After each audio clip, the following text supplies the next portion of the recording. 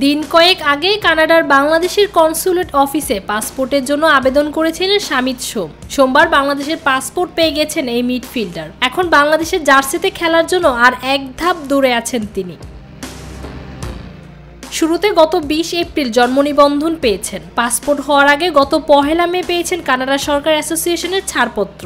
সর্বশেষ তার পাসপোর্ট হাতে পাওয়ার খবর জানিয়ে বাফুফের সহ-সভাপতি ফাহাদ করিম জানান, শামিত বাংলাদেশি পাসপোর্ট পেয়ে গেছে। এখন আমরা পরবর্তী পদক্ষেপে সব কাগজপত্র প্রস্তুত করে ফিফায় আবেদন করব। ফিফা অনুমোদন দিলে বাংলাদেশের হয়ে খেলতে আর কোনো বাধা থাকবে না।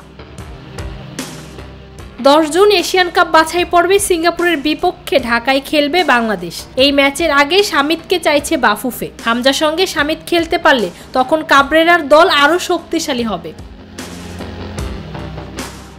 ফৌজিয়া আক্তার, নিরপেক্ষ নিউজ ডেস্ক।